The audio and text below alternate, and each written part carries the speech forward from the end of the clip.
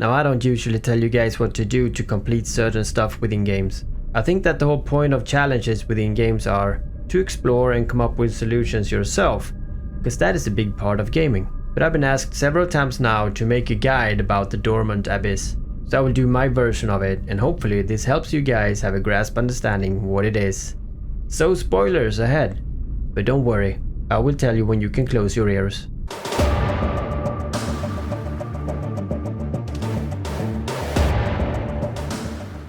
Hey boys and girls, men and women.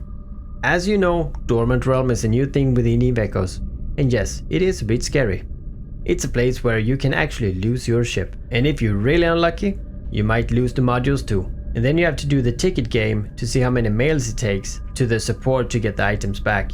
That's a fun time many of us have had, and I advise you to screenshot your ship before. You know they might ask you for proof that you had the modules on the ship in the first place. You know how they are. The Dormant Realm is not as easy as you might think, and the fact that you should do it with 4 people to be somewhat safe, it's still not too easy to get out alive. So let me explain this as simple as I can, and I will promise that this video will help you muster up the courage to enter with your friends. And at the end of this video I will give you a tip that I've seen that a few people might have wanted to know before making these mistakes. First off though, I want to say that this is the best part of the update, so try and take care of it. The more we do it, the better, because netties are keeping track on what we do, so doing Dormant shows that we agree with this content. The second thing is that I'm starting to prove the implants, and I will tell you shortly here why. Even though the implants are our new T10 in the game, the fact that you first need to be T10 or, well, at least T8 to even be somewhat safe to enter and start farming for the implants is very annoying, unless you make ISK somewhere else and just buy the stuff right off the market. Even though you do need the implant, and the dropped implants that I've got I could not put on market, so they were so-called soulbound. So I guess that the one that you buy from the store is possible to sell, so you have to wait for someone to buy it and sell it to you. But that is of course unless you're not T8 or T10 and can do it yourself. But that we also now have this level up implant to work towards is for new players even harder. And I'm telling you, you need a lot of materials to upgrade these ones. Even if you buy the orange one, it seems that you still need to upgrade the implant slots to level 45 to even plug them in. I'm not 100% sure about that, so if you know how that works, you can just tell me in the comments. But it is a long journey to perfect your implants, so this turned out to be okay. Now if the implants were quick to max out, I think this would have been worse, because now we do have a long goal to work towards, which is good. But enough of that in this video. Now this update also gave us the Dormant signal to find, and this is what you see me running in the background right now. This is sites that you can find without a scanner, and it's the only new thing for new players, or players who don't have skills in Battleship. I am doing this once in low sec. As you can see in the background, I'm checking loco and I'm preparing for an attack all the time, and you're gonna see this in the video that there are a couple of people moving back and forth. So be safe in low sec, my friends. But I do think these are okay.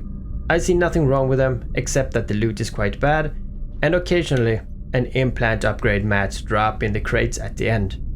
And for new players, this is quite good.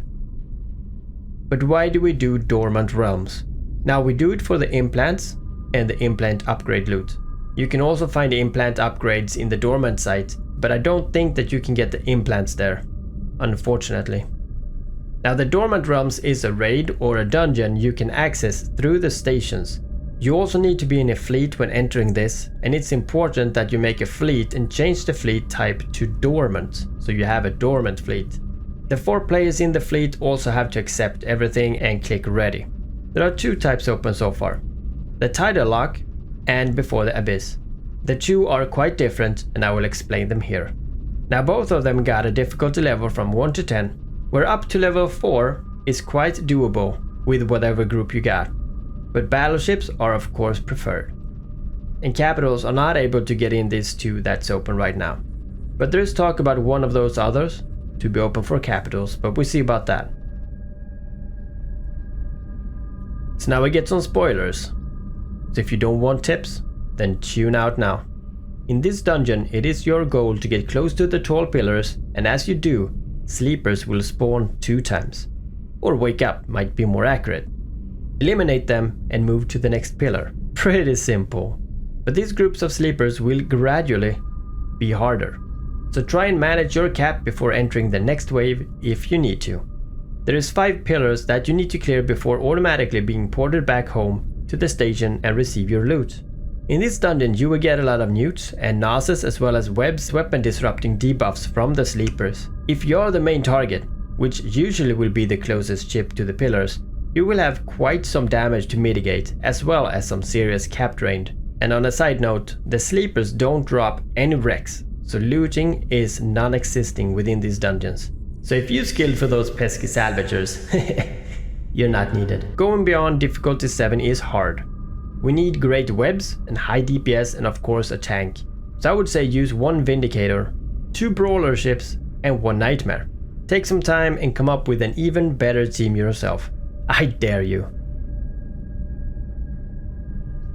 And here's some spoilers for this one, so keep your ears closed. In this dungeon there is also towers and sleepers.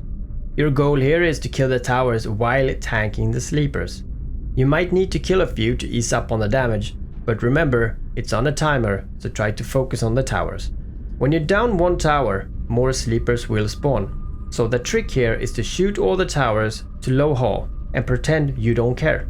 And then when all towers got to low hull, you can then nuke all the towers close to the same time, just like in Molten Core when you down those dogs. This is also why ranged ships are preferred. This way you don't have to move around and get into range so much. Drones are also very good since drones don't get disrupted. Good teams here are 3 strikers, for example Apocalypse strikers, and a Nightmare protecting them, going for range. Another good team is 3 Rattlesnakes and a Nightmare, with the Sentry drones. And I have seen several teams with Macarials and Dominixes, but the idea is the same. Both Dormant dungeons all runs on a timer, and the faster you clear this, the better chest loot you get in the end. So try to do it fast, but don't die. Now every week you got 3 special chests you can get, and the higher tier that you can do, the better the chest is, so try not to open them in the beginning, try to get as good chest as you can. When to progress to harder difficulty, you might ask? Well, if you clear a dungeon and claim the highest reward of the chest, then I would feel that a higher tier to try is in order. Do this until you feel that you start slowing down, and then it's up to you if you can push it even more. You know I would. And also remember to have fun and don't fly anything you can't afford to lose, cause in here you might lose it. Now the tips some guys could use is do not join random fleets for Dormant. It is far too easy for 3 people to set you up for a quick death, loot you and clear the site. I'd say this is the new pirate way. So only do Dormant site with people you think that you can trust. And also, if you guys like this video enough, I will try to solo one of this in my Rattlesnake. And I will see you guys again.